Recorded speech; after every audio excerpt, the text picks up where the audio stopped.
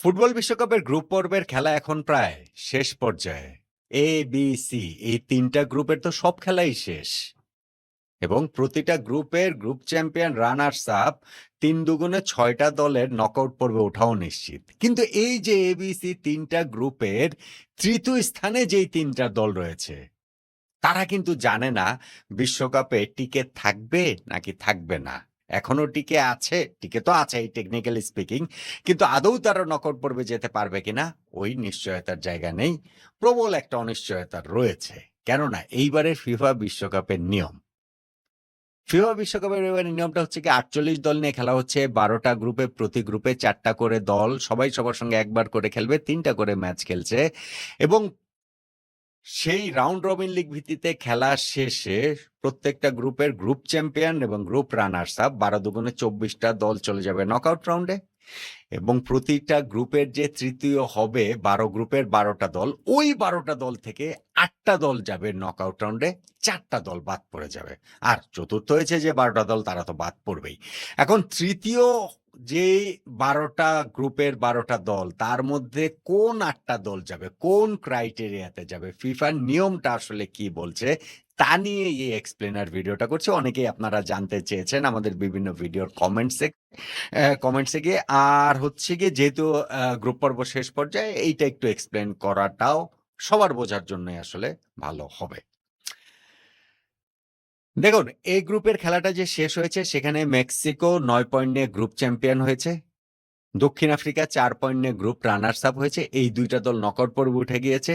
চেকিয়া যে ৪ নম্বরে আছে ১ পয়েন্ট নিয়ে, তারা তো বাদ। কিন্তু ৩ নম্বরে আছে যে দক্ষিণ কোরিয়া ৩ পয়েন্টের, তারা কিন্তু এখনো জানে না যে তারা যেতে পারবে কি পারবে না। এই অনিশ্চয়তার জায়গাটা এই দক্ষিণ কোরিয়ার ক্ষেত্রে রয়েছে। ঠিক যেমনভাবে বি গ্রুপের champion runners up Switzerland, Canada knockout পর্ব নিশ্চিত, কিন্তু তৃতীয় হয়েছে যে বসনিয়ান হার্জেগোভিনা, তারা এখন একটা অনিশ্চয়তার মধ্যে রয়েছে। সি গ্রুপের চ্যাম্পিয়ন রানার্স আপ ব্রাজিল এবং মরক্কো, নকআউট পর্ব নিশ্চিত, কিন্তু অনিশ্চয়তায় আছে তৃতীয় স্থানে থাকে স্কটল্যান্ড।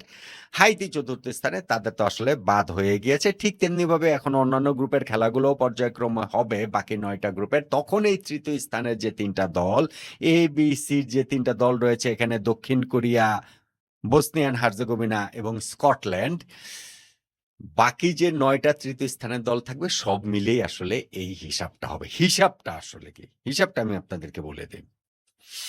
এই তৃতীয় স্থানের দল র‍্যাংকিংটা যে হবে, সেই জায়গাটাতে ক্রাইটেরিয়া হচ্ছে গিয়ে ৫ টা।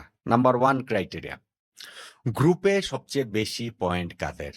মানে এই যে তৃতীয় স্থানের ১২ গ্রুপের তো ১২টা দল। এরা তো আর নিজেদের মধ্যে কেউ খেলছে না বা খেলেনি।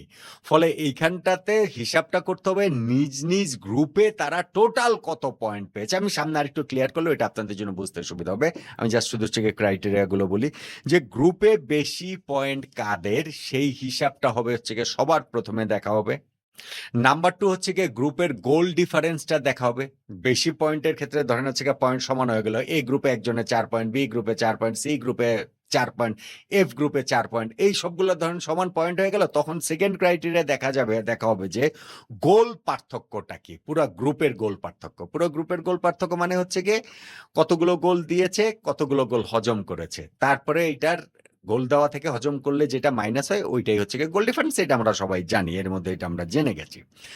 সেটাও ধরেন সমান হয়ে গেল একাধিক দলের। তখনকার ক্রাইটেরিয়া থার্ড ক্রাইটেরিয়া, যে গোল ফর, পক্ষে কতগুলো গোল দিয়েছে।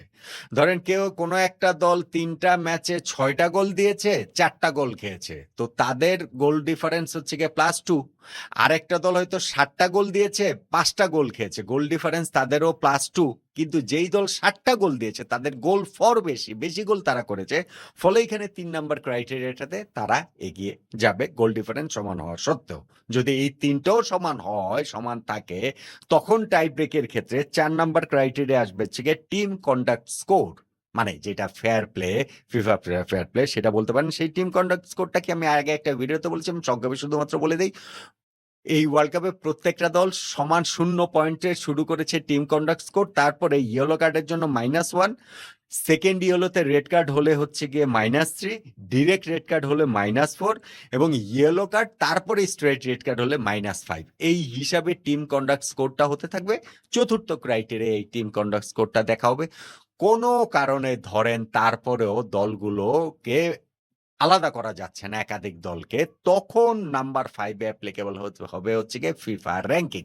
ফিফা র‍্যাংকিং এ যেই দলটা এগিয়ে থাকবে সেই দলটাই তখন চলে যাবে হচ্ছে গিয়ে নকআউট পর্বে। এখন যেই ৩ টা গ্রুপের খেলাটা হয়েছে, সেই ৩ টা গ্রুপের সবগুলো খেলা শেষ। তৃতীয় স্থানের ৩ টা দলকে আমরা জানি। এ গ্রুপের তৃতীয় স্থানের দল এখানে দক্ষিণ কোরিয়া, বি গ্রুপের তৃতীয় স্থানের দল বসনিয়ান হার্জেগোভিনা এবং সি গ্রুপের তৃতীয় স্থানের দল হচ্ছে গিয়ে স্কটল্যান্ড। এই ৩ টা দলকে দিয়ে একটুখানি বোঝাই তাহলে ব্যাপারটা বুঝতে পারবেন। এই যে ৩ টা দল এখন এই মুহূর্তে রয়েছে, তার মধ্যে ১ নম্বরে রয়েছে এখানে বসনিয়া অ্যান্ড হার্জেগোভিনা। কেন বসনিয়া অ্যান্ড হার্জেগোভিনা ১ নম্বরে রয়েছে? কেননা তাদের পয়েন্ট গ্রুপের ৩ ম্যাচ খেলা শেষে তাদের পয়েন্ট হচ্ছে গিয়ে ৪। অন্য যে ২ টা দল রয়েছে কোরিয়া, দক্ষিণ কোরিয়া এবং স্কটল্যান্ড, এ গ্রুপের দক্ষিণ কোরিয়া এবং সি গ্রুপের স্কটল্যান্ড, এই ২ টা দলের পয়েন্ট কিন্তু ৩ করে। ফলে বসনিয়া অ্যান্ড হার্জেগোভিনার যেহেতু পয়েন্টই বেশি ৪, সেই কারণে তারাই এগিয়ে আছে। তারাই এই ধরেন এই ৩ টা গ্রুপের মধ্যেই যদি হয় বিষয়টা, তাহলে বসনিয়া অ্যান্ড হার্জেগোভিনা ১ নম্বরে রয়েছে। ২ নম্বরে কারা আছে? ১ নম্বরে বসনিয়া হার্জেগোভিনা ৪ পয়েন্ট, তাদের পয়েন্ট বেশি। এখন সেকেন্ড ক্রাইটেরিয়া আমরা যেটা বলেছিলাম যে গোল ডিফারেন্স। এই গ্রুপে হচ্ছে মানে গোল ডিফারেন্সটা কি হবে? গোল ডিফারেন্সের ক্ষেত্রে দেখা যাচ্ছে যে দক্ষিণ কোরিয়ার গোল ডিফারেন্স হচ্ছে গিয়ে -1। কেননা দক্ষিণ কোরিয়া তারা এইখানটাতে হচ্ছে গিয়ে তারা এই মানে যতগুলো গোল দিয়েছে এবং যতগুলো গোল খেয়েছে সেই হিসাব করে তাদের গোল ডিফারেন্সটা -1। আর স্কটল্যান্ডের গোল ডিফারেন্স হচ্ছে গিয়ে -3। তার মানে এই জায়গাটাতে দক্ষিণ কোরিয়া এগিয়ে আছে। যেহেতু তাদের হচ্ছে গিয়ে গোল ডিফারেন্সের অবস্থাটা তাদের একটু ভালো। ফলে পয়েন্ট টেবিলে এইখানটাতে দক্ষিণ কোরিয়া কিন্তু স্কটল্যান্ডের উপরেই থাকবে। কোনো কারণে যদি এই গোল ডিফারেন্সটাও সমান হয়ে যেত, ধরেন আমি ধরলাম যে দক্ষিণ কোরিয়া স্কটল্যান্ডের গোল ডিফারেন্স সমান। ধরেন সমান না, কিন্তু আমি বোঝানোর জন্য বলছি। তাহলে গিয়ে থার্ড দেখা হতো হচ্ছে গোল ফর কার বেশি, পক্ষে গোল কে বেশি দিয়েছে। এখানে দেখা যাচ্ছে যে দক্ষিণ কোরিয়া ২ গোল দিয়েছে আর স্কটল্যান্ড দিয়েছে মাত্র ১ গোল। ফলে এই হিসাবেও কিন্তু দক্ষিণ কোরিয়াই এগিয়ে থাকতো। ধরেন কথার কথা এই গোল ফরেও এই ২ টা দল সমান। তখন দেখা হতো হচ্ছে গিয়ে টিম কন্ডাক্ট স্কোর, এবং সেই টিম কন্ডাক্ট স্কোরে দেখা যাচ্ছে যে দক্ষিণ কোরিয়ার টিম কন্ডাক্ট স্কোর -4 আর স্কটল্যান্ডের টিম কন্ডাক্ট স্কোর হচ্ছে গিয়ে -5। এই হিসাবটাতেও কিন্তু দক্ষিণ কোরিয়া এগিয়ে আছে। ফলে তারা এই জায়গাটাতে এগিয়ে থাকতো। এবং ধরেন তারপরে গিয়েও দল ২ টা সমান। তখন ফিফা র‍্যাংকিং দেখা হতো। ফিফা র‍্যাংকিং অনুযায়ী এইটা আসলে মানে এই অবস্থানটা নির্ধারিত হতো। তার মানে আমরা ৩ টা গ্রুপের খেলা শেষ দেখেছি। এ, বি, সি এবং এই ৩ টা গ্রুপের তৃতীয় স্থানের ৩ টা দল আমরা পেয়েছি। দক্ষিণ কোরিয়া, বসনিয়ান হার্জেগোভিনা এবং স্কটল্যান্ড।